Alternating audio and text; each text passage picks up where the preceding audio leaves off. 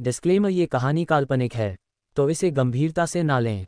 आप सभी को बता दूं कि आज हम सुनने वाले हैं द बिलियनेयर बॉडीगार्ड का अगला एपिसोड 111 से 120 तक। एपिसोड 111। ईशान को भुने हुए बिच्छू खाते देख मीरा की आंखें फटी की फटी रह गईं। ईशान गिल के लिए यह कोई नई बात नहीं थी, उसके लिए तो यह अजीबोगरीब चीज़ें एक तरह की दावत थीं। ईशान भैया, क्या आप सचमुच बिच्छू खा रहे हैं? मीरा ने डरते हुए पूछा। उसकी खूबसूरत आंखें हैरानी से फैल गईं।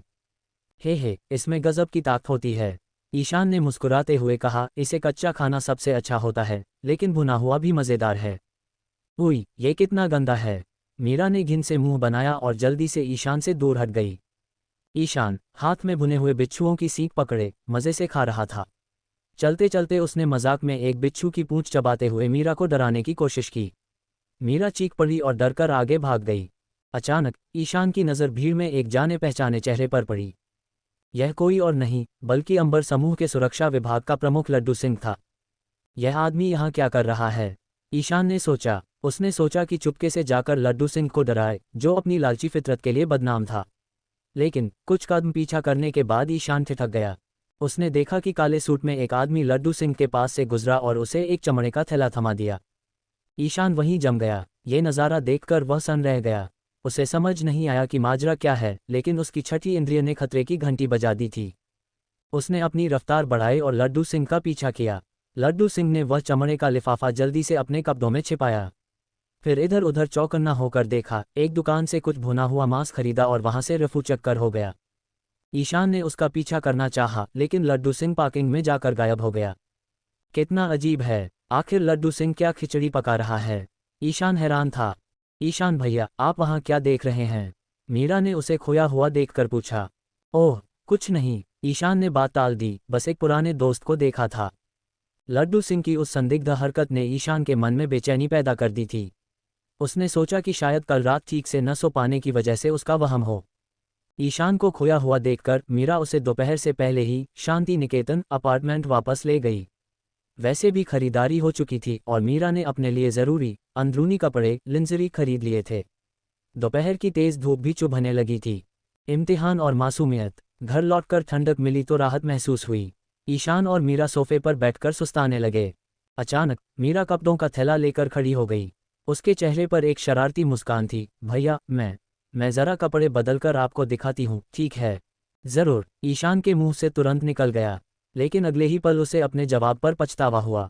वह बहुत ज़्यादा उत्सुक नहीं दिखना चाहता था। मीरा शर्माते हुए बेडरूम में भाग गई। उसका दिल ज़ोरों से धड़क रहा था। उसने सोचा, अगर भैया खुद को रोक नहीं पाए तो। फिर उसने दांत भींचकर खुद को समझाया, नहीं, ईशान भैया बहुत अच्छे इंसान हैं। थोड़ी देर बाद दरवाज़ा खुला।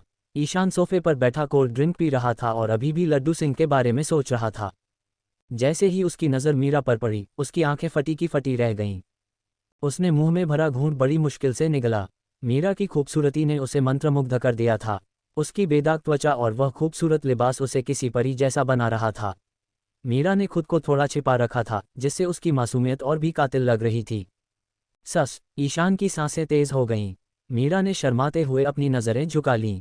बालों की एक लट उसके गाल पर झूल रही थी, जो उसे और भी आकर्षक बना रही थी। ईशान ने अपनी सूखी हुई जीभ फिराई और कांपती आवाज़ में पूछा, मीरा, तुम क्या करने की कोशिश कर रही हो? ईशान भैया, क्या मैं अच्छी लग रही हूँ? मीरा ने थोड़ा घूमकर दिखाया, फिर शर्माते हुए मुंह फेर लिया। ये वही कपड़े हैं जो मैंने आज खरीदे थे। ईशान की आंखें फिर चौड़ी हो गईं। उसे अब बहुत असहज महसूस हो रहा था। मीरा ने जो कपड़े पहने थे वे बेहद सुंदर थे और उन पर बारीक कढ़ाई की गई थी। गल्प, ईशान ने एक बार फिर थूक निगला। उसकी आंखें लाल हो रही थीं। यह मासूम लड़की सचमुच उसके संयम की परीक्षा ले रही थी। ईशान ने गहरी सांसें लेते हुए कहा, जाओ जल्दी से दूसरे कपड़े पहन लो। तुम यहाँ मेरे सब्र का इम्तिहान ले रही हो। हे, ईशान की हालत देखकर मीरा की हिम्मत और बढ़ गई। उसने इठलाते हुए कई पोज दिए। ईशान ने अपने हाथों को सोफे में कसकर गड़ा दिया ताकि खुद पर काबू रख सके। मीरा उस खूबसूरत लिबास में ईशान के पास आकर बैठ गई। उसने ईशान को गले लगा लिया और उसके कान में फुसफुसाई, भैया, अगर आप चाहें तो खुद को रोकिए मत। मीरा हमेशा आपकी है। ईशान लगभग रोने ही वाला था। ये लड़की जानती थी कि वह उसका फ़ायदा नहीं उठाएगा, फिर भी उसे उकसा रही थी। ईशान ने मीरा को हल्के से गले लगाया। गर्मी के उस दिन में इतनी नज़दीकी से वह मीरा की धड़कनें महसूस कर सकता था। मीरा, हम ऐसा नहीं कर सकते। ईशान ने उसे समझाते हुए कहा, अगर चाची को हमारे बारे में पता चला तो वे मुझसे नफरत करेंगी। तुम्हें पता है न कि तुम उनकी इकलौती बेटी हो। मीरा ने सिर झुका लिया, मैं अब बच्ची नहीं हूँ। पगली, भैया कोई आम आदमी नहीं है और न ही मीरा कोई आम लड़की है। मेरा भविष्य अभी अनिश्चित है। क्या तुम इंतजार करोगी? जब तक मुझे अपनी मंजिल का साफ पता न चल जाए तब मैं फैसला करूंगा कि मैं तुम्हें अपना सकता हूं या नहीं, ठीक है? ईशान ने प्यार से मीरा को देखा। मीरा ने हामी भरी। उसके गाल शर्म से दहक रहे थे और उसके गुलाबी होंठ ईशान के बेहद करीब आ गए थे। दोनों एक दूसरे की आंखों में खो गए। एपिसोड 112। दोपहर के समय मीरा ने अपने हाथों से एक शानदार दावत सजाई थी। बंटी, जिसे अभी अभी अस्पताल से छुट्टी मिली थी, इस दावत में शामिल होने आ गया। लड़का खाने पर ऐसे टूटा जैसे कोई भूखा भेड़िया हो। उसकी भूख देखकर लग रहा था कि अस्पताल के खाने ने उसे तृप्त नहीं किया था। देखते ही देखते उसने मेज पर रखे आधे बर्तन साफ कर दिए। बंटी, जुआघर कैसीनो का काम ठीक तो चल रहा है न? ईशान गिल की आवाज़ में चिंता थी। वह जानता था कि मुंबई शहर के कई गिरोहों की गिद नज़र उनके काम पर थी, चाहे वह लालाजी हो, युवराज हो या कोई और छोटा मोटा गिरोह। ईशान को अचानक महसूस हुआ कि जुआघर शुरू करना कांटों भरी राह पर चलने जैसा है। शायद उसने थोड़ी जल्दबाजी कर दी थी। ईशान भैया, आप क्यों चिंता करते हैं? जब तक आपका हाथ हमारे सिर पर है, किसकी मजाल जो हमारे काम में टांग अड़ाए? बंटी ने मुंह में चावल ठूंसते हुए बेफिक्री से कहा। लेकिन क्या होगा अगर एक दिन मैं यहाँ न रहूं? ईशान ने गंभीर होकर पूछा। बंटी का हाथ रुक गया। वह एक पल के लिए सन्न रह गया, फिर मुस्कुराते हुए बोला, तो कोई गम नहीं भैया। मैं और मेरे साथी कसम खाते हैं कि मरते दम तक अपने अड्डे की हिफाजत करेंगे। हे, ईशान ने हल्का सा हंसते हुए माहौल बदला। तो बताओ, हम कब तक उद्घाटन कर सकते हैं? लगभग 15 दिन, बंटी ने उत्साह से जवाब दिया। मरम्मत का काम बस खत्म होने को है। 2 दिन सफाई और सजावट में लगेंगे। उसके बाद हम बड़े खेलों के लिए सामान खरीदने निकलेंगे। आधा महीना काफ़ी है। ठीक है, खुलने से पहले मुझे खबर कर देना। ईशान ने सिर हिलाया। पक्का भैया। और पैसे, कोई कमी तो नहीं है? ईशान ने पूछा। जुआघर चलाने के लिए पानी की तरह पैसा बहाना पड़ता है, खासकर ऊपर वालों का मुंह बंद करने के लिए। ईशान जानता था कि उद्घाटन के दिन कई बिन बुलाए मेहमान आएंगे, कुछ वर्दी में तो कुछ बिना वर्दी के। लेकिन ईशान के पास हर समस्या का समाधान था, वरना वह बंटी को इतना बड़ा जोखिम नहीं उठाने देता। अरे भैया, पैसों की क्या बात करते हो? क्या उस युवराज ने हमें हर्जाना नहीं दिया था? बंटी ने हंसते हुए अपनी छाती पर हाथ रखा। ये 2 टूटी पसलियां उस कीमत के आगे कुछ भी नहीं हैं। और काला कालू, वह कैसा है? ईशान ने अपने नए साथी के बारे में पूछा। बहुत बढ़िया, वह आदमी तो मशीन है। वह जुआ घर में ही डेरा जमाए बैठा है। पहली मंजिल पर उसने लड़कों के सोने का इंतजाम किया है और बाकी हिस्से को जुआ घर में बदल दिया है। वह बोलता कम है, बस काम करता रहता है। बंटी ने काला की रिपोर्ट दी। पुरानी बातों को भूल जाना, काला भविष्य में हमारी सबसे बड़ी ताकत बनेगा, ईशान ने याद दिलाया। ईशान भैया, आप बंटी को जानते हैं। मैं दिल में मैल नहीं रखता, बंटी मुस्कुराया। मीरा चुपचाप खाना खा रही थी। उसे इन दोनों की बातें, जुआ घर, गिरोह, हर्जाना, कुछ समझ नहीं आ रहा था। लेकिन उसकी नज़रें ईशान पर टिकी थीं। यह आदमी हर रोज़ और ज़्यादा रहस्यमयी होता जा रहा था। कभी वह एक निडर योद्धा लगता तो कभी एक समझदार बड़ा भाई। मीरा के दिल में उसके लिए एक अनकहा आकर्षण गहरा होता जा रहा था। खाने के बाद बंटी जुआ घर लौट गया। मीरा भी चाची की मदद करने के लिए जाने को तैयार हुई। ईशान उसे नीचे तक छोड़ने आया और तब तक खड़ा रहा जब तक उसकी टैक्सी आंखों से ओझल नहीं हो गई। लगता है उसे जाते हुए देखकर किसी का दिल भारी हो रहा है।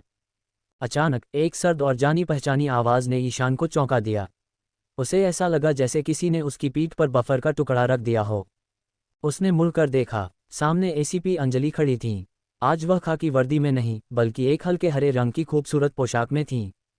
ईशान मुस्कुराया। वाह एसीपी मैडम, मुझे उम्मीद नहीं थी कि आप बिना वर्दी के इतनी खूबसूरत दिखेंगी। चुप रहो, अंजलि शर्मा गईं, लेकिन उन्होंने अपनी सख्ती बनाए रखने की कोशिश की। तुम कभी नहीं सुधरोगे न? कोशिश करने में क्या हर्ज है? ईशान ने मजाक किया। चिकनी चुपड़ी बातें करना कोई तुमसे सीखे। मुझे समझ नहीं आता कि रिया राय तुम में क्या देखती हैं, अंजलि ने चिढ़कर कहा। ईशान एक पल के लिए हक्का बक्का रह गया, फिर अजीब सी हंसी हंसा। वह रिया राय के साथ अपने रिश्ते की क्या सफाई देता? वह खुद नहीं जानता था कि वह रिश्ता क्या है, और कभी कभी सफाई देना जाल में और फंसने जैसा होता है। इसलिए उसने चुप रहना ही बेहतर समझा। खैर, तुम्हारे और उसके रिश्ते से मुझे कोई लेना देना नहीं है। मैं तुमसे कुछ ज़रूरी पूछने आई हूँ। अंजलि का लहजा बदल गया। ठीक है, ऊपर चलकर बात करते हैं, ईशान ने रास्ता दिखाया। अंजलि ईशान के पीछे पीछे सीढ़ियां चढ़ने लगीं। जैसे ही वह उसके घर में दाखिल हुई, उन्हें पिछली मुलाकात याद आ गई जब ईशान तौलिए में था और उनके गालों पर शर्म की लाली दौड़ गई। ईशान ने राहत की सांस ली कि उसने कल ही फ्रिज में कुछ सामान भरा था।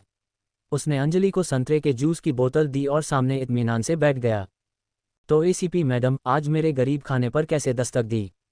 अंजलि ने जूस की बोतल पकड़ी और अपनी तेज भेदने वाली नज़रों से सीधे ईशान की आंखों में देखा। वह एक मंची हुई पुलिस अफसर थीं और जानती थीं कि अपराधी की पहली प्रतिक्रिया ही सच उगलवाती है। ईशान, सीधी बात करते हैं। जिस वक्त जग्गू दादा पकड़ा गया था, क्या तुम वहां मौजूद थे? ईशान की नज़रें शांत रहीं। उसे पहले ही अंदाज़ा था कि अंजलि क्यों आई हैं। वह जग्गू दादा के गायब हुए 3 करोड़ रुपये मूल 5 मिलियन की तलाश में थीं।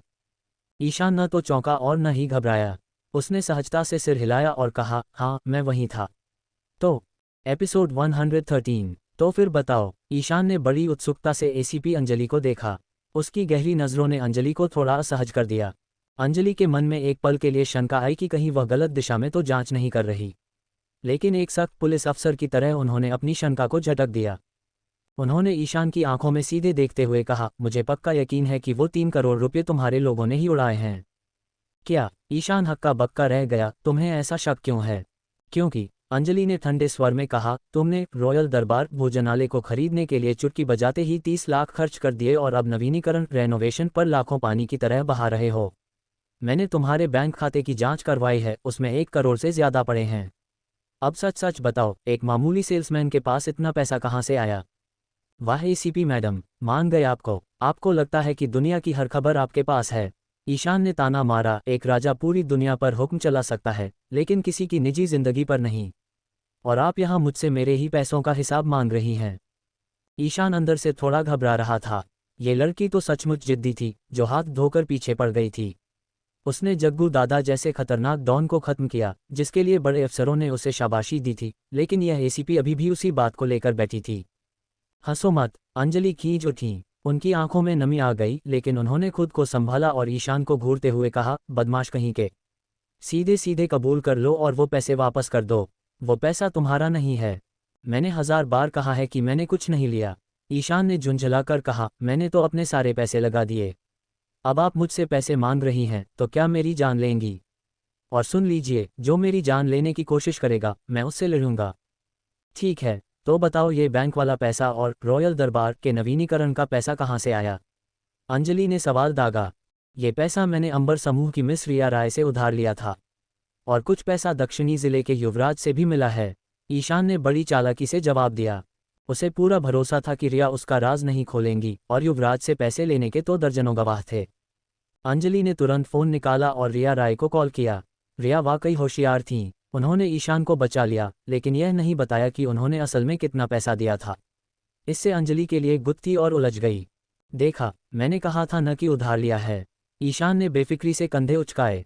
ठीक है, मैं युवराज वाले मामले की भी जांच करवाऊंगी, अंजलि ने चिढ़कर कहा और दूसरा नंबर मिलाया। ईशान वहीं पैर पर पैर रखकर आराम से बैठ गया और सीटी बजाने लगा। थोड़ी देर बाद थाने से खबर आई, जिसने अंजलि को निराश कर दिया। खबर सच निकली। ईशान और उसके साथियों ने युवराज की धुलाई की थी और उससे 25-30 लाख रुपये वसूले थे। अब अंजलि के पास शक करने के लिए कोई ठोस आधार नहीं बचा था। मैं तुम्हें चेतावनी देती हूँ ईशान, संभल कर रहना, वरना एक दिन बहुत बुरी मुसीबत में पड़ोगे, अंजलि ने ठंडे स्वर में कहा और जाने के लिए उठ खड़ी हुई। जाते जाते वह रुकी और बोली, जुआ घर अंडरवर्ल्ड, यह एक गहरा दलदल है, इसमें मत फंसो, यह मेरी सलाह है। सलाह के लिए शुक्रिया एसीपी मैडम। ईशान मुस्कुराया और जूस का गिलास आगे बढ़ाया। आपका जूस नहीं चाहिए, तुम ही पियो, अंजलि पैर पटकते हुए चली गईं। गद्दार की आहट। पुलिस थाने के अंदर सीढ़ियों के अंधेरे कोने में एक परछाई छिपी थी। वह फोन पर किसी से बात कर रहा था। उसने इधर उधर देखा और धीरे से बोला, ये कॉल सीधे जेल में बंद जग्गू दादा के गुर्गे को की गई थी। जग्गू दादा भले ही जेल में था, लेकिन उसका नेटवर्क अभी भी सक्रिय था। पैसा पानी की तरह बहाया जा रहा था ताकि उसे बचाया जा सके। योजना ये थी कि मामला ठंडा पड़ने दिया जाए, फिर मेडिकल पैरोल पर उसे बाहर निकाल लिया जाए। बॉस, आज एसीपी अंजलि ने जग्गू दादा के गायब हुए 3 करोड़ रुपयों के बारे में पूछताछ की। उस गद्दार पुलिसवाले विक्की ने खबर दी। ओह, तो क्या पता चला? दूसरी तरफ से एक भारी और खतरनाक आवाज आई। शक की सुई सीधे ईशान गिल पर है। विक्की ने बताया, आज मैंने चोरी छिपे एसीपी की फाइलें देखीं। ये पक्का है कि वो 3 करोड़ रुपए उसी लड़के और बंटी ने उड़ाए हैं। लानत है। फोन पर किसी चीज़ के टूटने की तेज़ आवाज़ आई तो उन 2 कौड़ी के लड़कों ने हमें चूना लगाया। तभी मैं सोचूं कि बंटी के पास रॉयल दरबार खरीदने की औकात कहाँ से आए। जग्गू भाई को ये बताना होगा। वो कीड़े समझते हैं कि शेर पिंजरे में है तो शिकार नहीं करेगा। इस पर नज़र रखो, बाद में आकर अपना 1 लाख ले जाना। जी शुक्रिया भाई। विक्की खुशी से फूल गया। एक मामूली पुलिसवाले की तनख्वाह से घर चलाना मुश्किल था, लेकिन गद्दारी के इस धंधे ने उसे लखपति बना दिया था। उसने जग्गू दादा की मुखबिरी करके मुंबई में घर और गाड़ी खरीद ली थी। थाने में सब सोचते थे कि वह रईस खानदान से है, लेकिन असलियत कुछ और थी। विक्की जैसे ही सीढ़ियों से बाहर निकला, वह एसीपी अंजलि से टकरा गया। विक्की, तुम यहाँ अंधेरे में क्या कर रहे थे? अंजलि ने शक भरी नज़रों से पूछा। वो मैडम, मैं झाड़ू ढूंढने गया था। सीढ़ियाँ गंदी थी ना? विक्की हड़बड़ा गया। झाड़ू तो बाहर ही रखी होती है। अंजलि ने उसे घूरा। उनका तजुर्बा बता रहा था कि विक्की झूठ बोल रहा है। अरे हाँ, मैं कैसे भूल गया। विक्की ने बहाना बनाया और वहां से खिसक लिया। विक्की को जाते हुए देखकर अंजलि को एक अजीब सी बेचैनी महसूस हुई। कुछ तो गलत था, लेकिन जग्गू दादा के केस और ईशान की उलझनों ने उन्हें इतना व्यस्त कर रखा था कि वह ज्यादा सोच नहीं पाईं। अपने केबिन में लौटकर अंजलि ने दराज खोला। वह ठिठक गईं। किसी ने उनकी फाइलों से छेड़छाड़ की थी। ये किसकी हरकत है? उन्होंने फाइलें जांचीं। उनकी आंखें फैल गईं। ये ईशान गिल वाली फाइल थी। उन्हें पुराना वाकया याद आया जब पुलिस के अंदर छिपे गद्दार की वजह से जग्गू दादा को पकड़ने का पहला मिशन फेल हो गया था और कई अफसर घायल हुए थे। अंजलि का दिल बैठ गया। क्या ईशान खतरे में है? उन्होंने फ़ोन उठाया। ईशान का नंबर मिलाने ही वाली थी कि रुक गईं। गुस्से और फर्ज के बीच झूलते हुए उन्होंने फ़ोन रख दिया। बदमाश कहीं का, अगर मरता है तो मरे, मुझे क्या? उन्होंने खुद से झूठ बोला। जेल में साजिश। मुंबई जेल के अंदर एक परछाई सलाखों के पीछे पहुंची। जग्गू दादा को जेल की मेहरबानी से वीआईपी सुविधाएं मिल रही थीं। वह किसी भी वक्त मुलाकातियों से मिल सकता था। जग्गू भाई, आखिरकार हमें उस गद्दार का पता चल ही गया। सोने की मोटी चेन पहने एक गुर्गे ने पसीना पोंछते हुए कहा। कौन है वो? जग्गू दादा ने पूछा। जेल के कपड़ों में भी वह किसी राजा की तरह बैठा था। उंगलियों में सोने की 6 अंगूठियां चमक रही थीं। ईशान गिल और वो बंटी। गुर्गे ने नफरत से थूका। भाई, अब क्या हुक्म है? हम क्या हुक्म दूं? जग्गू दादा की आंखों में शैतानी चमक आ गई। उनसे वो 3 करोड़ वसूल करो, फिर उनके टुकड़े टुकड़े करके नीलगिरी हिल्स के जंगली कुत्तों को खिला दो। जी भाई। गुर्गे ने सिर हिलाया। इन 2 टके के छोकरों ने मेरा जीना हराम कर दिया है। जग्गू दादा गुस्से से कांप उठा।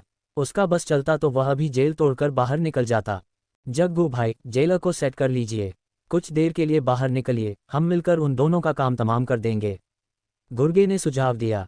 हाँ, जेलर को और पैसा खिलाओ। इस जेल में कुछ खतरनाक कैदी हैं, मैं उन्हें भी साथ ले चलूंगा। मज़ा आएगा। जग्गू दादा ने एक क्रूर मुस्कान के साथ कहा। तूफान अब ईशान की दहलीज पर दस्तक देने वाला था। एपिसोड 114। बंटी की ख्वाहिश थी कि काश वह खुद को 2 हिस्सों में बांट सकता ताकि हर मोर्चे पर खुद नज़र रख सके। लेकिन अफसोस, उसके पास सिर्फ 2 ही हाथ थे। सोमवार का दिन अंबर समूह के लिए हमेशा खास होता था। ये वह दिन था जब साप्ताहिक बोर्ड मीटिंग होती थी। कंपनी के 1 दर्जन से ज़्यादा बड़े हिस्सेदार शहर के सबसे महंगे होटल या मुख्यालय में जमा होते थे और कंपनी की दिशा तय करते थे। अंबर समूह के अध्यक्ष के आलीशान केबिन में। सिमरन, क्या ईशान गिल अभी तक नहीं आया? रिया राय की आवाज़ में बर्फ जैसी ठंडक थी। आज रिया राय ने एक हल्के रंग की बेहद खूबसूरत पोशाक पहन रखी थी, जो उन पर खूब जच रही थी। वह सुबह सुबह ही दफ्तर पहुंच गई थीं। घड़ी की सुइयां 8:30 से 9 की ओर बढ़ रही थीं, लेकिन ईशान का कोई अता पता नहीं था। रिया का गुस्सा बढ़ता जा रहा था। यह आदमी हमेशा देर करता है, लेकिन आज के दिन। रिया ने दांत भींचे। 9 बजने में सिर्फ कुछ मिनट बाकी थे। मिस रिया, ईशान गिल अभी तक नहीं दिखा, लेकिन आप चिंता न करें, जैसे ही वह गेट पर आएगा, सुरक्षाकर्मी हमें खबर कर देंगे। सिमरन ने जल्दी से उन्हें शांत करने की कोशिश की। आज का दिन अंबर समूह के लिए करो या मरो जैसा था। रिया ने ईशान द्वारा तैयार किए गए प्रस्ताव को पहले ही सभी हिस्सेदारों को भेज दिया था। आज उस पर मुहर लगनी थी। अगर वह पास हो गया तो कंपनी की किस्मत बदल सकती थी। लानत है उस पर। रिया का चेहरा तमतमा गया। नीचे अंबर समूह के प्रवेश द्वार पर सुरक्षा गार्ड किसी फौजी टुकड़ी की तरह तैनात थे। लोहा सिंह को सिमरन का संदेश मिल चुका था, ईशान को देखते ही तुरंत सूचित करें। लोहा सिंह ने अपने दिमाग के घोड़े दौड़ाए और निष्कर्ष निकाला कि जरूर ईशान ने सिमरन को परेशान किया होगा, तभी उसे पकड़ने का आदेश मिला है। वह अपने साथियों के साथ गेट पर घात लगाए बैठा था। उधर ईशान आज थोड़ी देर से उठा था, लेकिन तैयार होने के बाद वह गजब का लग रहा था। गहरे रंग का सूट, चमकदार जूते और आत्मविश्वास से लबरेज चेहरा। वह किसी फिल्मी हीरो से कम नहीं लग रहा था। जैसे ही उसकी पुरानी ऑल्टो कार कंपनी के गेट पर रुकी, वह हॉर्न बजाने ही वाला था कि तभी पकड़ो इसे, लोहा सिंह और उसकी पूरी टीम उस पर टूट पड़ी। उन्होंने उसे कार से बाहर घसीट लिया। अरे अरे लोहा भाई, यह क्या बदतमीजी है? माजरा क्या है? ईशान हैरान रह गया। चुप कर छोटे शैतान, तू अच्छे से जानता है कि तूने क्या गुल खिलाया है, लोहा सिंह ने एक शरारती मुस्कान के साथ कहा। लड़कों, उठाओ इसे, पार्सल की तरह ऊपर ले चलो। हाँ, 5-6 हटे कट्टे गार्ड्स ने ईशान को हवा में उठा लिया। ईशान चिल्लाया, अबे छोड़ो मुझे, मैंने किया क्या है? तूने मेरे साथ नहीं, सिमरन के साथ गलत किया है, लोहा सिंह ने हंसते हुए कहा। सच कहूं तो मैं तुझसे बहुत जलता हूं यार। सिमरन जैसी अप्सरा को तूने पहले ही पटा लिया। धत तेरे की, ईशान का दिमाग सुन्न हो गया। अरे यार, मैंने सिमरन को कब छेड़ा? यह क्या अफवाह फैला रहे हैं? ईशान चिल्लाता रहा, लेकिन किसी ने उसकी नहीं सुनी। वे उसे जुलूस की तरह लॉबी में ले गए। रिसेप्शन पर नैना और एक नई लड़की, जिसके हाथ में दूध का डिब्बा था, ये तमाशा देख रही थीं। हे भगवान, ईशान, नैना ने मुंह पर हाथ रख लिया। सुरक्षाकर्मी उसे मुजरिम की तरह क्यों ले जा रहे थे? इसे यही सजा मिलनी चाहिए। दूध का डिब्बा पकड़े लड़की ने ईशान को देखकर मुंह बिचकाया। उसे ईशान की हालत देखकर बड़ा सुकून मिल रहा था। तभी हवा में लटके ईशान की नज़र उस पर पड़ी। वह चिल्लाया, ओ दूध वाली लड़की, बचाओ मुझे। छपाक, उस लड़की का पारा चढ़ गया। गुस्से में उसने दूध का डिब्बा जोर से दबा दिया। दूध का फव्वारा फूटा और सीधा ईशान के जूतों और फर्श पर फैल गया। वह दहाड़ी, ईशान गिल, तू एक नंबर का जड़बुद्धि है। मेरा नाम दूध वाली लड़की नहीं, चांदनी है। हा हा हा, नैना अपनी हंसी नहीं रोक पाए। चांदनी ने दांत पीसते हुए कहा, इस कमीने को तो काल कोठरी में डाल देना चाहिए। तभी मोटी आंटी वाइस डायरेक्टर वहां आ धमके। उन्होंने उत्सुकता से पूछा, अरे क्या हुआ? ईशान ने क्या कर दिया? बिना सोचे समझे एक गार्ड ने जवाब दे दिया, इसने सिमरन मैडम को छेड़ा है, इसलिए मैडम ने इसकी धुलाई करने के लिए ऊपर बुलाया है। हाय राम, मोटी आंटी की आंखें रसमलाई जैसी बड़ी हो गईं। ये लड़का तो सचमुच कासानोवा दिलफेंक आशिक निकला। अब बेचारी सिमरन। लोहा सिंह ने गार्ड के सिर पर एक चपत रसीद की। अबे चुप, तुझे कुछ पता नहीं तो बकवास मत कर। छेड़ा है का क्या मतलब? ये सब रजामंदी से था, बेवकूफ। ईशान का चेहरा फक पड़ गया। लो, कर लो बात। अब मोटी आंटी के लाउडस्पीकर जैसे मुंह से यह बात पूरे शहर में फैल जाएगी। उसे 20वीं मंजिल पर ले जाया गया और सीधे अध्यक्ष के केबिन में पटक दिया गया। रिया राय और सिमरन दोनों ये नज़ारा देखकर दंग रह गईं। लोहा सिंह ने सिमरन को देखकर आंख मारी और कहा, मिस रिया, मिस सिमरन, काम हो गया। अब आप ईशान के साथ जो चाहे करें, हमें इजाज़त दें। जाते जाते लोहा सिंह ने ईशान को एक छोटी सी डिब्बी थमा दी और एक समझदार वाली मुस्कान दी। ईशान ने देखा, वह कॉन्डोम का पैकेट था।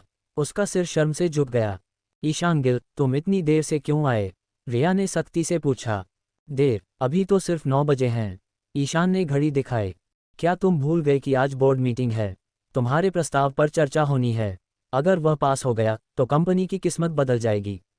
और तुम यहाँ नवाबों की तरह टहलते हुए आ रहे हो। रिया बरस पड़ी। ओह, ईशान ने जीभ दबाए और मासूमियत से हंसा। हे माफ़ करना, मैं भूल गया था। मेरे पीछे आओ। रिया ने उसे एक ऐसी नज़र से देखा जिसमें कल रात वाली नरमी का नामो निशान नहीं था। ईशान को लगा कि शायद रिया की कोई जुड़वां बहन है, एक दिन वाली सख्त बॉस और दूसरी रात वाली नाजुक कली। रिया आगे बढ़ गईं। सिमरन ईशान के पास आए और उसकी टाई ठीक करने लगी। वह ईशान के काफ़ी करीब थी। ईशान उसकी नाजुक खूबसूरती को निहारने लगा। सिमरन में एक अलग ही सौम्यता थी जो रिया में नहीं थी। सिमरन ने फुसफुसाते हुए कहा, अंदर जाकर घबराना मत। वे लोग तुम पर सवालों की बौछार करेंगे, लेकिन तुम शांत रहना। अगर घबराए तो सब भूल जाओगे।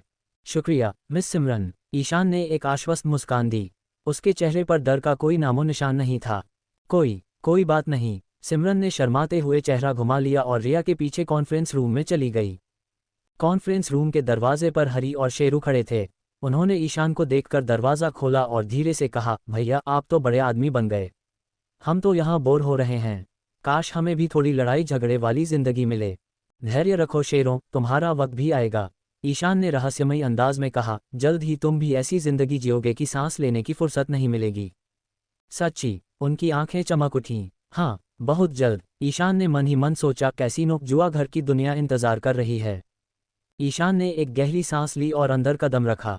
विशाल कॉन्फ्रेंस रूम में एक बड़ी गोल मेज के चारों ओर कंपनी के दिग्गज बैठे थे।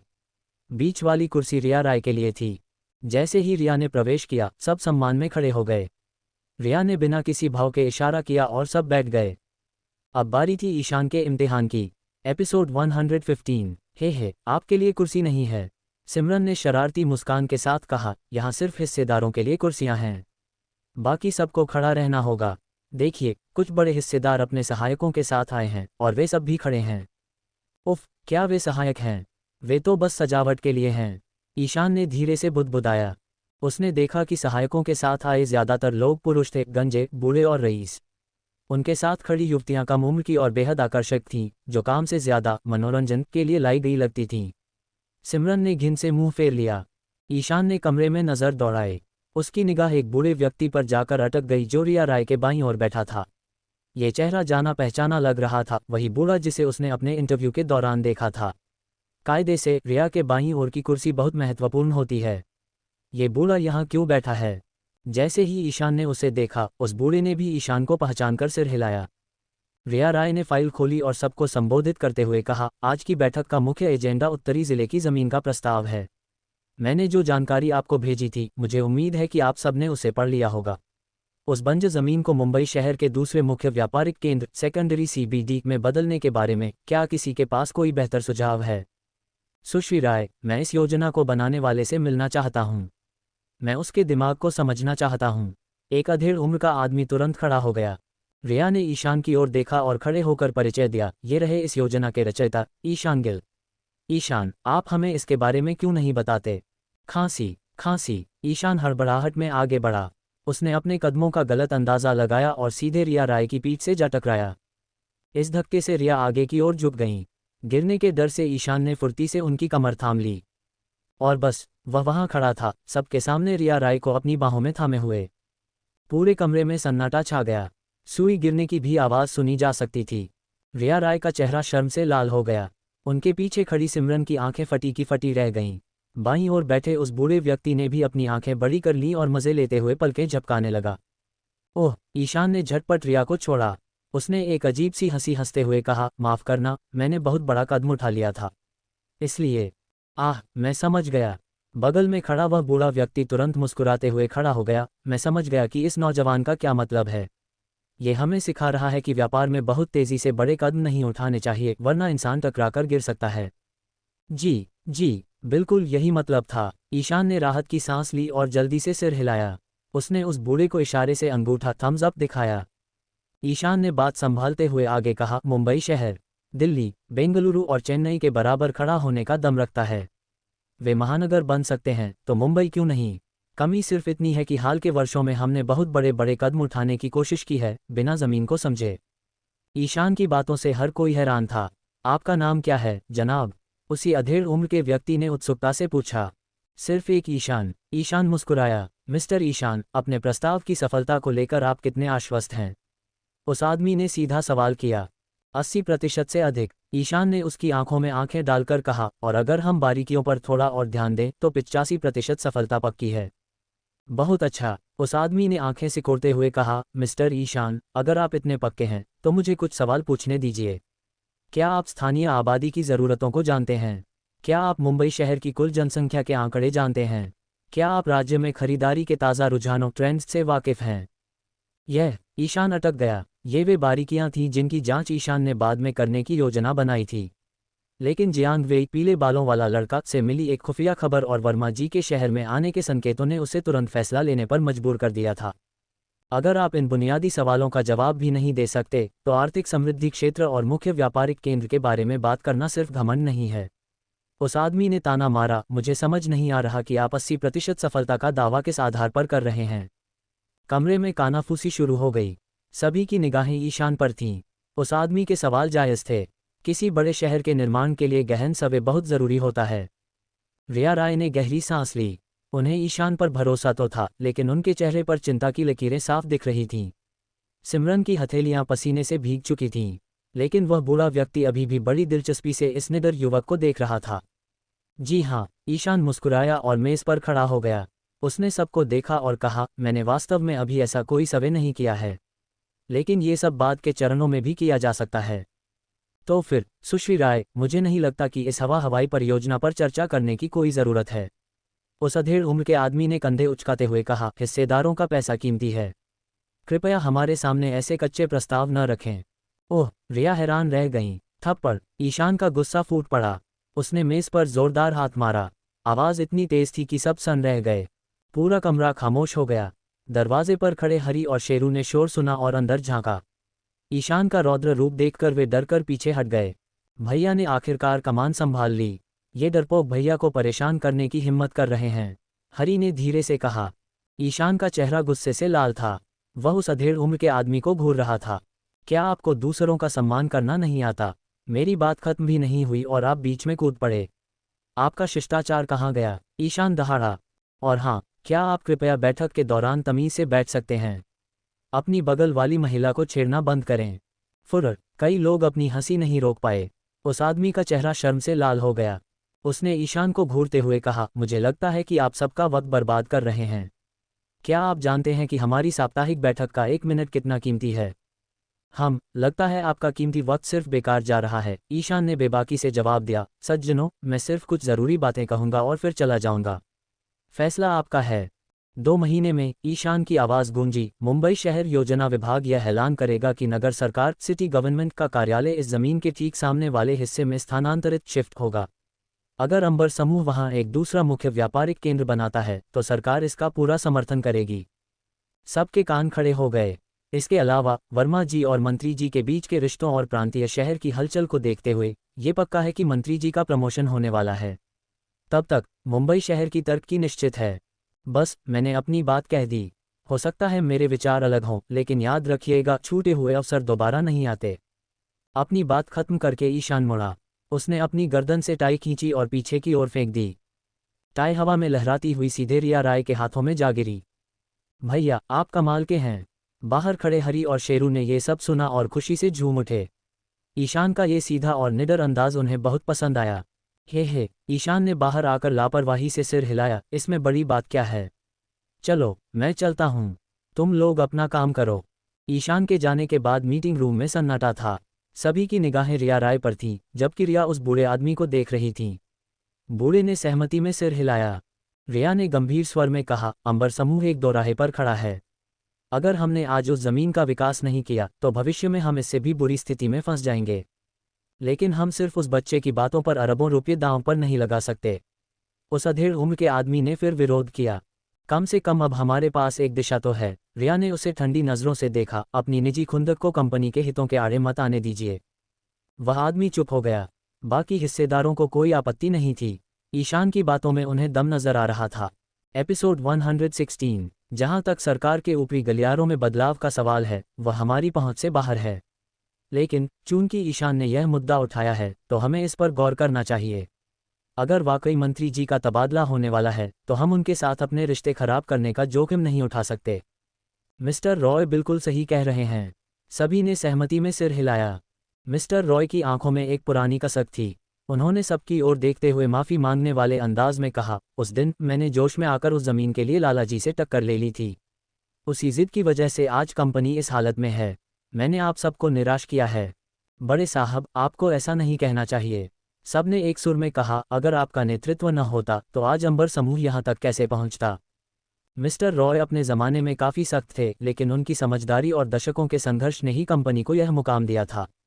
उस घटना के बाद भी हर कोई उनका एहसानमंद था। इस बार मुझे लगता है कि यह योजना कारगर है, एक शेयरधारक ने कहा। मिस्टर रॉय हंसे, तो चलिए श्री गणेश करते हैं। बैंक से कर्ज, नगर निगम से बातचीत और ज़मीन की योजना, इन सब में वक्त लगेगा। हमें रफ्तार बढ़ानी होगी। चाहे जो हो, उस रुके हुए पैसे को काम पर लगाना ही होगा। जैसा आप कहें बड़े साहब, हमारा पूरा समर्थन आपके साथ है।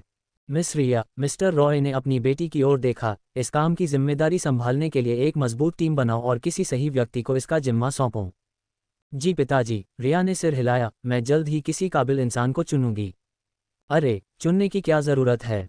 मुझे तो ईशान गिल इस काम के लिए बिल्कुल सही लग रहा है। मिस्टर रॉय ने हल्की मुस्कान के साथ कहा। क्या? रिया हैरान रह गईं, लेकिन फिर उनकी आंखों में चमक आ गई। उन्होंने तुरंत हामी भरी, ठीक है, मैं उससे बात करूंगी। मुझे उम्मीद है वह इसे बखूबी निभाएगा। मीटिंग खत्म हुई। मिस्टर रॉय जाने के लिए मुड़े। रिया खुद उन्हें छोड़ने नीचे आईं। एक चमचमाती मर्सिडीज खड़ी थी और 2 बॉडीगार्ड्स ने इज्जत से दरवाज़ा खोला। मिस्टर रॉय कार में बैठे, लेकिन जाने से पहले उन्होंने रिया का हाथ थाम लिया। रिया, बीती बातों को भूल जाओ। मेरी नज़रों ने दुनिया देखी है। मुझे लगता है ईशान एक अच्छा लड़का है। हे पिताजी। रिया शर्मा गई और बच्चों की तरह पैर पटकते हुए बोली, अगर आप मुझे चिढ़ाना बंद नहीं करेंगे तो मैं गुस्सा हो जाऊंगी। हाँ, ठीक है, अब कुछ नहीं बोलूँगा। मिस्टर रॉय ने हंसते हुए दरवाज़ा बंद किया। पिताजी, वक्त पर दवाई लेना मत भूलना। रिया ने पीछे से पुकारा। फिक्र मत करो, जब तक तेरी डोली नहीं उठती मैं कहीं नहीं जाने वाला। मिस्टर रॉय ने हाथ हिलाया और कार आंखों से ओझल हो गई।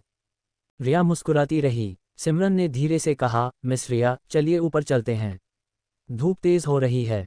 हम लॉबी में लौटकर रिया ने नैना से कहा, टीम 1 को खबर करो। ईशान को तुरंत मेरे केबिन में भेजो। जी मैम। नैना ने तुरंत फ़ोन घुमाया। रिया और सिमरन अभी दफ्तर पहुंचे ही थे कि नैना की खबर आ गई। क्या? रिया का गुस्सा भड़क उठा। ईशान दफ्तर में नहीं है, वह चला गया। रिया ने फ़ोन पटक दिया। वह अनुशासनहीन, मनमौजी इंसान, उसे किसी चीज़ की परवाह नहीं है। सिमरन जानती थी कि ईशान ज़रूर किसी मुसीबत में होगा। रिया के गुस्से से उसे बचाने के लिए सिमरन ने बहाना बनाया और बाथरूम जाकर चुपके से ईशान को मैसेज कर दिया। भाईचारे की परीक्षा। ईशान अपनी ऑल्टो कार से जुआ घर कैसीनो की ओर तूफान की तरह बढ़ रहा था। उसे छोटू का फ़ोन आया था। हथियारबंद गुंडों ने बंटी को उठा लिया था। जुआ घर पहुंचते ही ईशान ने देखा कि छोटू लाल गमछा पहने उसका बेसब्री से इंतजार कर रहा था। ईशान भैया। ईशान को देखते ही छोटू फूट फूट कर रोने लगा और उसके पैरों में गिर पड़ा। भैया, वो लोग बहुत खतरनाक थे। अगर बंटी भाई उनके हत्थे चढ़ गए तो वो उन्हें मार डालेंगे। कुछ कीजिए भैया। शांत हो जा छोटू, साफ साफ बता, वो लोग कौन थे? ईशान ने उसे उठाया। तभी जियांग वेई पीले बालों वाला लड़का अंदर से निकला, हाथ में लाइटर से खेलते हुए। उसके चेहरे पर बेफिक्री थी। उसने ईशान को देखा और सपाट लहजे में कहा, वे जग्गू दादा के खासमखास गुर्गे थे। बंटी को उठाने के पीछे जरूर कोई पुरानी रंजिश है। जग्गू जेल में है, लेकिन बाहर उसका खौफ अभी भी जिंदा है। लानत है। ईशान ने जियांग वेई को घूरा। तुमने उन्हें बंटी को ले जाते देखा और हाथ पर हाथ धरे बैठे रहे? बिल्कुल, जियांग वेई ने अकड़कर कहा। मैंने देखा, पर मैं क्यों बीच में पड़ता? मैंने आपको बड़ा भाई माना है, पर आपने अभी तक ऐसा कोई दम नहीं दिखाया जिसके आगे मेरा सिर झुके। मैं, जियांग वेई, इतनी आसानी से किसी का वफादार नहीं बनता। बहुत अच्छे। ईशान ने गुस्से में सिर हिलाया। उसने छोटू की ओर मुड़कर कहा, छोटू, बंटी के सारे दोस्तों को बुलाओ। कहो कि भाई मुसीबत में है, सब तुरंत यहाँ पहुँचें। जी भैया। छोटू, जो उम्र में सिर्फ 12-13 साल का था, किसी बड़े आदमी की तरह जिम्मेदारी निभाने लगा। फ़ोन घंघनाने लगे। देखते ही देखते दर्जनों लड़के अपने स्कूटरों और बाइकों पर सवार होकर जुआ घर पहुंच गए। ये वही लड़के थे जो रात भर काम करके दिन में सोने गए थे, लेकिन भाई पर मुसीबत की खबर सुनते ही दौड़ पड़े। छोटू, क्या हुआ बंटी को? ईशान भैया, आप भी यहाँ हैं? ईशान ने सिगरेट सुलगाए और ठंडी मुस्कान के साथ कहा, भाइयों, जग्गू दादा के आदमियों ने बंटी को उठाया है। अब बोलो, हमें क्या करना चाहिए? भीड़ में सन्नाटा छा गया। जग्गू दादा का नाम ही दहशत फैलाने के लिए काफ़ी था। जियांग वेई और उसके हटे कट्टे साथी तमाशबीन बनकर खड़े थे। वे देखना चाहते थे कि ईशान अब क्या करेगा। डर गए क्या? ईशान ने पूछा। भैया, अगर आप मुझसे पूछें तो हथियार उठाते हैं और उन बदमाशों के अड्डे पर चढ़ाई कर देते हैं। छोटू ने हवा में मुट्ठी लहराई। बाकी लड़के अभी भी झिझक रहे थे। छोटू चिल्लाया, अरे डरपोकों! चेताक! ईशान ने छोटू के सिर पर हल्की चपत लगाई। दूसरों के बारे में ऐसा मत बोल। हर किसी को अपनी जान प्यारी होती है। अगर वे नहीं जाना चाहते तो ज़बरदस्ती नहीं, हम दोनों ही चलेंगे। ठीक है भैया। छोटू ने कंधे पर एक भारी पाना रेंच रखा और तैयार हो गया।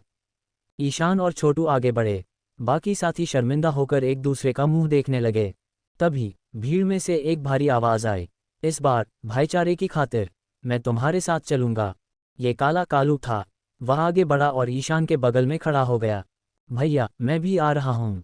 एक और लड़का लोहे का पाइप उठाकर आगे आया। लानत है ऐसी जिंदगी पर अगर दोस्त के काम ना आ सकूं। जग्गू हो या लाला जी, देख लेंगे सबको। हम भी चलेंगे, बंटी भाई के लिए कुछ भी। अचानक माहौल बदल गया। जो लड़के अभी डरे हुए थे वे अब एक एक करके हथियार उठाकर आगे आने लगे। देखते ही देखते ईशान के पीछे एक छोटी सी लेकिन जोशीली फौज खड़ी हो गई। जियांग वेई की आंखों में अचरज था। अभी तो ये सब भीगी बिल्ली बने खड़े थे, एक पल में शेर कैसे बन गए? उसे एहसास होने लगा कि ईशान में लोगों को जोड़ने की कोई तो जादुई ताकत है। एपिसोड 117। ईशान गिल ने धूप का चश्मा पहना और हाथ में लोहे की एक ठोस रॉड थाम ली। काले कपड़ों में वह किसी प्रलयनकारी योद्धा जैसा लग रहा था। उसके साथ चल रही दर्जन भर लड़कों की टोली में एक अजीब सा जोश था, सड़क पर लड़ने मरने का जोश। छोटू ने एक भारी पाना उठा रखा था, जबकि कालू किसी काले पहाड़ की तरह चल रहा था, हाथ में एक भारी भरकम लोहे की छड़ लिए। 10 मिनट की पैदल दूरी तय करके वे एक वीरान बंद पड़ी फैक्ट्री के पास पहुंचे। दोपहर की तेज धूप पसीने छुड़ा रही थी। ये वही जगह थी जहां जग्गू दादा के भगोड़े गुर्गे छिपे हुए थे। पुलिस की नज़रों से दूर यह उनका सुरक्षित अड्डा था। जैसे ही ईशान और उसकी टोली नज़दीक पहुंची, फैक्ट्री के अंदर से हथियारों की खनखनाहट और शोर सुनाई दिया। लग रहा था कि वे मेहमानों का इंतजार कर रहे थे। तो तुम हो ईशान गिल? एक काले कपड़े वाला आदमी अकड़ते हुए आगे आया। उसके मुंह में सिगरेट दबी थी और पीछे दर्जनों खूंखार गुंडे खड़े थे। और तुम कौन हो? ईशान ने एक ठंडी मुस्कान के साथ पूछा। मैं जग्गू भाई का दाहिना हाथ हूँ, मुर्गा भाई। नाम सुनकर ही अच्छों की पतलून गीली हो जाती है, उसने ईशान को घूरते हुए कहा। उसके साथी ठहाका लगाकर हंसे। छोटू ने हैरान होने का नाटक किया और मजाक उड़ाते हुए कहा, बड़े भाई आपका मुर्गा कहाँ है? मुझे तो नहीं दिख रहा। भीड़ में हंसी का फव्वारा फूट पड़ा। ईशान के साथी लोटपोट हो रहे थे। मुर्गा भाई का चेहरा गुस्से से लाल हो गया। उसने अपनी लोहे की छड़ हवा में लहराई। ईशान गिल, अक्लमंदी इसी में है कि चुपचाप हार मान लो। जग्गू भाई जेल में जरूर हैं, लेकिन उनका राज खत्म नहीं हुआ है। वो 3 करोड़ का माल तुम और बंटी ले गए थे ना? कोई सबूत है? ईशान ने लापरवाही से पूछा। सबूत? अगर तुम बिना सबूत के आरोप लगा रहे हो तो मैं भी पूछता हूँ, कल रात मेरे पड़ोस में चोरी हुई थी, क्या वो तुमने की थी? हा, ईशान के साथियों ने फिर से ठहाका लगाया। छोटू नाचते हुए चिल्लाया, ईशान भैया जिंदाबाद। भैया की बातों का कोई तोड़ नहीं। बकवास बंद करो। मुर्गा भाई दहाड़ा, लड़कों पकड़ो इस बकवादी को। आज इसे पता चलेगा कि मुर्गा भाई चीज क्या है। हल्ला बोल। फैक्ट्री के अंदर से और भी गुंडे निकल आए। अब जग्गू दादा के 30 से ज्यादा गुंडे सामने थे, जबकि ईशान के पास 20 से भी कम साथी थे। पीछे हटो, ईशान ने अपने साथियों को आदेश दिया। छोटू और बाकी लड़के पीछे हट गए, लेकिन ईशान और काला चट्टान की तरह आगे बढ़े। 20 से ज्यादा गुंडों ने उन दोनों को घेर लिया। मुर्गा भाई को लगा कि भीड़ का फायदा उठाकर वह ईशान को आसानी से कुचल देगा। मारो सालों को। एक गुंडा लोहे की छड़ लेकर ईशान पर झपटा। ईशान ने फुर्ती से वार बचाया और अपनी रॉड उसके मुंह पर दे मारी। वह गुंडा वहीं ढेर हो गया। काला, आज कंधे से कंधा मिलाकर लड़ते हैं, सिर्फ हम दोनों। ईशान ने अपना काला कोट उतारा और एक लकड़ी के ढेर पर रख दिया। उसने अपनी शर्ट की आस्तीनें ऊपर चढ़ाईं। आज मैं भी नहीं रुकूंगा। काला ने अपनी हथेलियों पर बंधी पट्टियां खोलनी शुरू कीं। परत दर परत पट्टियां खुलने के बाद उसके हाथ सामने आए, काले, सख्त और अनगिनत निशानों से भरे हुए। ये हाथ नहीं, लोहे के हथौड़े थे। ईशान समझ गया कि यह किसी पुराने मुक्केबाज बॉक्सर के हाथ हैं। चलो शुरू करते हैं। अगले ही पल ईशान और काला तूफान की तरह भीड़ में घुस गए। काला के घूंसे तोप के गोलों की तरह बरस रहे थे। उसका हर वार हड्डी तोड़ने के लिए काफी था। ईशान भी कम नहीं था। उसकी फुर्ती और ताकत के आगे गुंडे टिक नहीं पा रहे थे। एक एक करके गुंडे जमीन चाटने लगे। मुर्गा भाई की आंखें फटी रह गईं। 2 आदमी उसकी पूरी फौज पर भारी पड़ रहे थे। थोड़ी ही देर में मैदान साफ हो गया। ईशान और काला दोनों हाँफ रहे थे, लेकिन उनके चेहरों पर जीत की चमक थी। ईशान ने मुस्कुराते हुए कहा, काला, मैंने तुमसे एक ज्यादा गिराया है। हम? काला ने सिर हिलाया। उसकी आंखों में ईशान के लिए सम्मान था। दूर खड़ा जियांग वेई, पीले बालों वाला लड़का, ये नज़ारा देख रहा था। वह सन था। उसने कभी नहीं सोचा था कि ईशान अकेले ही जग्गू दादा के इलाके में घुसकर इतना बड़ा बखेड़ा खड़ा कर सकता है। मान गए गुरु, यह आदमी सचमुच खतरनाक है। जियांग वेई बुदबुदाया। मालिक, हम यहाँ क्यों खड़े हैं? चलिए निकलते हैं, उसके साथी ने कहा। चुप कर, जियांग वेई ने उसे डांटा। मेरे पिता मुझे आवारागर्दी करने नहीं देते। मुझे कुछ करके दिखाना होगा, और मुझे लगता है कि ईशान गिल के साथ मेरा भविष्य उज्ज्वल हो सकता है। यह आदमी सिर्फ ताकतवर नहीं, जिगर वाला भी है। जियांग वेई को ईशान में वह असली भाईचारा दिखा जो उसे अपने अमीर और मतलबी दोस्तों में कभी नहीं मिला। जिस तरह ईशान ने एक छोटे बच्चे के साथ मिलकर अपने दोस्त बंटी को बचाने की ठानी थी, उसने जियांग वेई का दिल जीत लिया था। एपिसोड 118। इस घटना के बाद कालू पूरी तरह बदल गया और ईशान गिल की हिडन किल टीम का सबसे भरोसेमंद सिपाही बन गया। पकड़ो इस आदमी को, इसकी हड्डियों का चूरा बना दो। मुर्गा भाई दहाड़ा। उसके गुर्गे हथियार लहराते हुए आगे बढ़े। ईशान ने जमीन से एक लोहे की रॉड उठाई और मुस्कुराया। यामिनी को हथियार चलाना बहुत पसंद है, आज मैं भी उसके अंदाज में हाथ आजमाता हूँ।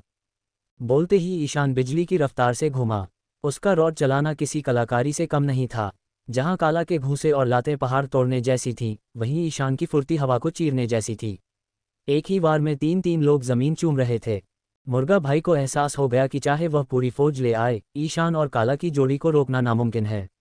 उसने तुरंत सीटी बजाई, लेकिन अपने साथियों को बुलाने के लिए नहीं, बल्कि तमाशा बढ़ाने के लिए। तभी सायरन की तेज आवाज ने सबका ध्यान खींचा। पी पी पी 3 पुलिस जीपें धूल उड़ाते हुए आईं और रुक गईं। एसीपी अंजलि अपनी टीम के साथ बंदूकें ताने उतरीं। उन्हें खबर मिली थी कि यहाँ गैंगवार छिड़ी है। पुलिस को देखकर गुंडे डरे नहीं, बल्कि उन्हें राहत मिली। उनके लिए असली यमराज तो ईशान था, पुलिस तो सिर्फ एक रुकावट थी। मुर्गा भाई, पुलिस आ गई, एक गुर्गे ने खुश होकर कहा। अरे, डरने की क्या बात है? मुर्गा भाई ने शातिराना हंसी हंसी। मैं जिंदगी में सबसे ज्यादा नफरत पुलिस से करता हूँ, लेकिन आज ये हमारे काम आएगी। जब हम पिट रहे हैं तो कानून की मदद लेने में क्या हर्ज है? तो अब हम लड़ें या नहीं? पागल है क्या? अब हम लड़ेंगे नहीं, बल्कि सरेंडर करेंगे। मुर्गा भाई ने समझाया। हम थाने जाएंगे, कोई ना कोई हमें छुड़ा लेगा। लेकिन अगर ये लोग हमारे साथ अंदर गए तो हम पैसे खर्च करके पुलिस के डंडों से इन्हें कानूनी सबक सिखाएंगे। वाह मुर्गा भाई, मान गए आपके दिमाग को, गुर्गे ने तारीफ की। उधर ईशान ने एक शानदार किक मारकर आखिरी गुर्गे को भी ढेर कर दिया। सब अपने हथियार नीचे डाल दो, हाथ ऊपर, एसीपी अंजलि ने चिल्लाकर आदेश दिया। गुंडे पुलिस से बहस करने लगे, जिससे कुछ नए रंगरू डर गए। लेकिन अंजलि ने हवा में धान्य से गोली चलाई। सन्नाटा छा गया। ठीक है, ठीक है, एसीपी मैडम का सम्मान करो, मुर्गा भाई ने सिगरेट की राख झाड़ते हुए कहा। आखिर हम सब एक ही समाज के हिस्से हैं, क्यों झगड़ा करना? खटपट। मुर्गा भाई के इशारे पर सभी गुंडों ने हथियार फेंक दिए, लेकिन ईशान और उसके साथी अभी भी रॉड थामे खड़े थे। ईशान गिल, अपने आदमियों से कहो हथियार डाल दें, वरना मुझे सख्त कदम उठाना पड़ेगा, अंजलि ने चेतावनी दी। जब तक बंटी को रिहा नहीं किया जाता, मैं 1 इंच भी पीछे नहीं हटूंगा, ईशान ने दांत भींचे। अंजलि परेशान हो गईं। यह आदमी हमेशा मुसीबत खड़ी करता है। पिछली बार श्रीवास्तव को पीटा था, तब भी उन्होंने इसे बचाया था। अब फिर वही ड्रामा। कानून अपना काम करेगा, हथियार नीचे रखो, अंजलि ने फिर कहा। भाड़ में गया तुम्हारा कानून, ईशान दहाड़ा। भाइयों, आगे बढ़ो और बंटी को ढूंढो। हल्ला बोल। भीड़ गुस्से में आगे बढ़ी। पुलिस वाले उन्हें रोकने के लिए आगे आए, लेकिन अंजलि ने हाथ उठाकर उन्हें रोक दिया। उन्हें जाने दो, पहले इन गुंडों को गिरफ्तार करो, अंजलि ने मुर्गा भाई की ओर इशारा किया। मुर्गा भाई और उसके साथियों को हथकड़ियां लगाई गईं। एम्बुलेंस को बुलाया गया। मुर्गा भाई मुस्कुरा रहा था। अब आएगा मजा, पिक्चर अभी बाकी है। बंटी की हालत और ईशान का गुस्सा। ईशान और उसकी टीम पुरानी फैक्ट्री के अंदर भागी। अंदर का नज़ारा दिल दहला देने वाला था। कम रोशनी में उन्होंने देखा कि बंटी और उसके साथी रस्सियों से लटके हुए थे। उनके मुंह पर टेप लगा था। उनके शरीर जख्मों से भरे थे और वे अधमरे हालत में थे। कमीनों, ईशान की रूह कांप गई। बंटी भाई, छोटू दौड़कर बंटी के पैरों से लिपट गया और फूट फूट कर रोने लगा। काला, जल्दी उतारो इन्हें, ईशान चिल्लाया। सबने मिलकर बंटी और बाकियों को नीचे उतारा। बंटी ने मुश्किल से आंखें खोलीं। उसका चेहरा सूजा हुआ था। उसने फीकी मुस्कान के साथ कहा, ईशान भैया, आप आ गए, हमें पता था आप आएंगे, हमने उन्हें कुछ नहीं बताया। इतना कहकर बंटी बेहोश हो गया। डॉक्टर को बुलाओ। ईशान बंटी को गोद में उठाकर पागलों की तरह बाहर भागा। काला ने अपनी मजबूत बाहों में 2 घायल साथियों को उठाया और बाकी लोगों को सहारा देकर बाहर लाया। बाहर एम्बुलेंस खड़ी थी। ईशान ने बंटी को स्ट्रेचर पर लिटाया और डॉक्टर का कॉलर पकड़ लिया। इसे बचा लो, अगर इसे कुछ हुआ तो मैं तुम्हारी दुनिया उजाड़ दूंगा। एसीपी अंजलि भी बंटी की हालत देखकर सन रह गईं। उन्होंने नहीं सोचा था कि मामला इतना गंभीर होगा। जब काला बाकी साथियों को लेकर बाहर आया तो सबके रोंगटे खड़े हो गए। वे बुरी तरह प्रताड़ित किए गए थे। भाइयों, ईशान की आवाज़ में दर्द और गुस्सा दोनों था। ईशान भैया, सबने अपनी मुट्ठियां भींच लीं। उनकी आंखों में अब डर नहीं, सिर्फ बदले की आग थी। ईशान ने अपनी टीम की ओर देखा। जो मेरे भाइयों का खून बहाएगा, वह खून के आंसू रोएगा। अगर आज हम पीछे हट गए तो कल मुंबई में हमारे लिए कोई जगह नहीं बचेगी। बोलो, क्या करना है? मारो सालों को, सब एक सुर में चिल्लाए। ठीक है, ईशान ने एक खतरनाक हंसी हंसी। भाइयों की खातिर जेल जाना भी मंजूर है। मैं, ईशान गिल, कभी पीछे नहीं हटा। ये कहकर ईशान मुड़ा। उसकी नज़रें पुलिस की हिरासत में खड़े मुर्गा भाई पर टिक गईं। वह धीरे धीरे एक शिकारी की तरह उसकी ओर बढ़ा। मुर्गा भाई के पसीने छूट गए। क्या ये पागल पुलिस के सामने भी हमला करेगा? वह डर कर पीछे हटने लगा। अंजलि बीच में आ गई। ईशान, रुको। कानून को अपना काम करने दो। जांच में सहयोग करो। कैसी जांच और किसका कानून? ईशान ने अंजलि को घूरते हुए कहा, क्या तुम नहीं जानती कि यह सब क्यों हुआ? पुलिस थाने में एक गद्दार बैठा है। जग्गू दादा के पकड़े जाने की खबर सिर्फ तुम्हें और मुझे थी। वह खबर लीक हुई, तभी आज मेरे भाइयों का ये हाल है। सस, अंजलि के पैरों तले जमीन खिसक गई। नहीं, ये नामुमकिन है। खबर मुझसे लीक नहीं हुई। सच क्या है तुम बेहतर जानती हो, लेकिन आज मेरे रास्ते में मत आना। ईशान ने अंजलि को हल्के से किनारे धकेला और सीधे मुर्गा भाई की ओर बढ़ा। दो पुलिसवालों ने रास्ता रोका, लेकिन ईशान की आंखों में देखकर वे भी सहम गए। ईशान ने ताना मारा, यही तो तुम चाहते थे ना? लो, मैं आ गया। एपिसोड 119। ईशान गिल ने हवा में एक जबरदस्त किक मारी और दो पुलिसकर्मियों को किसी फुटबॉल की तरह उड़ा दिया। वे कई बार जमीन पर लुढ़के और फिर चित हो गए। बाकी पुलिसवालों ने तुरंत ईशान को घेर लिया। एसीपी अंजलि समझ गईं कि ईशान के सिर पर खून सवार है। वह दौड़कर बीच में आई और चेतावनी दी, ईशान, होश में आओ। अगर तुम नहीं रुके तो कानून की सख्त सजा से कोई नहीं बचा पाएगा। भाड़ में जाए तुम्हारा कानून। मैंने कभी कानून की परवाह नहीं की, न पहले और न आज। ईशान गुस्से से दहाड़ा। उसने एक और पुलिसवाले को ऐसी लात मारी कि वह कई फीट दूर जा गिरा। पुलिस की कोई भी चाल उसके सामने काम नहीं कर रही थी। वह एक तूफान था जिसे रोकना नामुमकिन था। अंजलि ईशान के सामने ढाल बनकर खड़ी थी, जबकि उनके पीछे मुर्गा भाई सिगरेट पीते हुए मजे ले रहा था। ईशान, मुझे मजबूर मत करो। अंजलि ने मुट्ठियां भींच लीं। उनकी आंखों में गुस्सा और बेबसी दोनों थे। वह ईशान से लड़ना नहीं चाहती थी, लेकिन वर्दी की इज्जत का सवाल था। तुम खुद मुझे उकसा रही हो। ईशान की आवाज़ बर्फ जैसी ठंडी थी। रास्ते से हट जाओ, वरना आज मैं किसी का लिहाज नहीं करूंगा। मुझे उस कमीने की जान चाहिए। हरगिज नहीं। अंजलि अपनी जगह से नहीं हिली। तो फिर भुगतो। ईशान ने हमला कर दिया। अंजलि भी तैयार थी। दोनों गुत्थम गुत्था हो गए। अंजलि ने पहले कभी ईशान से सीधी लड़ाई नहीं की थी, लेकिन आज उन्हें एहसास हुआ कि वह किस बला से भिड़ रही हैं। ईशान की रफ्तार और ताकत अकल्पनीय थी। कुछ ही पलों में बाजी पलट गई। ईशान ने अंजलि का गला जकड़ लिया। मैडम, मैंने कहा था बीच में मत आना। ईशान ने दांत पीसते हुए कहा। छोड़ो। अंजलि का चेहरा लाल पड़ गया। ईशान ने उन्हें एक झटके से दूर फेंक दिया। वह जमीन पर गिर पड़ी और खांसने लगी। मुर्गा भाई की सिगरेट उसके मुंह से गिर गई। उसे लगा था कि अंजलि ईशान को रोक लेंगी, लेकिन अब वह खुद को यमराज के सामने खड़ा पा रहा था। ईशान भैया, बात करते हैं ना, समझौता कर लेते हैं। मुर्गा भाई गिड़गिड़ाया। बहुत देर हो चुकी है। ईशान के हाथ में अब एक धारदार हथियार था। मुर्गा भाई भागने के लिए मुड़ा, लेकिन ईशान ने रास्ता रोक दिया। मुर्गा भाई दिखने में खतरनाक था, लेकिन नशे की लत ने उसे अंदर से खोखला कर दिया था। वह ईशान के सामने टिक नहीं पाया। ईशान ने हथियार हवा में उठाया। सबकी सांसें अटक गईं। जियांग वेई ने थूक निगला। उसे यकीन नहीं हो रहा था कि ईशान पुलिस के सामने किसी को मारने की जुर्रत करेगा। काला की आंखें चमक उठीं। वह सोच रहा था, अगर तुमने ये कर दिया तो मैं जिंदगी भर तुम्हारा गुलाम बन जाऊंगा। बंटी और बाकी साथी भी सन थे। रुक जाओ ईशान, अंजलि चिल्लाई। खचाक। ईशान का हाथ नहीं रुका। हथियार ने अपना काम कर दिया। मुर्गा भाई जमीन पर तड़पने लगा और फिर शांत हो गया। ईशान खून से लथपथ खड़ा था, जैसे कोई प्रतिशोध का देवता हो। उसकी आंखों में कोई पछतावा नहीं था। हे भगवान, जियांग वेई बुदबुदाया। उसने अपनी जिंदगी में कई गुंडे देखे थे, लेकिन ऐसा पागलपन कभी नहीं देखा। इस एक वार ने ईशान का भविष्य दांव पर लगा दिया था, लेकिन साथ ही उसने सबके दिलों में एक डर और इज्जत पैदा कर दी थी। देखा तुमने, भीड़ में कानाफूसी शुरू हो गई। ये लड़का सिर्फ हंसता खेलता नहीं है, वक्त आने पर यह जल्लाद बन सकता है। यही तो चाहिए। ऐसे बॉस के लिए तो जान भी दी जा सकती है। जियांग वेई ने मन ही मन फैसला कर लिया, अब से वही ईशान का साया बनकर रहेगा। जो बॉस अपने भाइयों के लिए पुलिस और कानून से भिड़ जाए, वही असली सरदार है। काला की मुट्ठियां भींच गईं। आज तुमने साबित कर दिया कि तुम सिर्फ बातें नहीं करते। बंटी की आंखों से आंसू बह निकले। उसके लिए ईशान ने अपनी जिंदगी बर्बाद कर ली। ये कर्ज वह कैसे चुकाएगा? ईशान ने हथियार फेंक दिया। उसने इत्मीनान से जेब से सिगरेट निकाली, जलाए और एम्बुलेंस वालों से कहा, मुर्दे को छोड़ो, जो जिंदा हैं उन्हें बचाओ। डॉक्टरों ने कांपते हाथों से घायलों को उठाया और एम्बुलेंस में डालकर रफू चक्कर हो गए। अंजलि अभी भी सदमे में थी। एक सिपाही ने धीरे से कहा, मैडम, इसने हत्या की है। हाँ, हत्या। अंजलि को बहुत अफसोस हो रहा था। वही ईशान को इस दलदल में जाने से रोक नहीं पाई। अब सजा तय थी। गिरफ्तार करो इसे, अंजलि ने भारी मन से आदेश दिया। पुलिस आगे बढ़ी, लेकिन तभी जियांग वेई और उसके 10 साथी दीवार बनकर खड़े हो गए।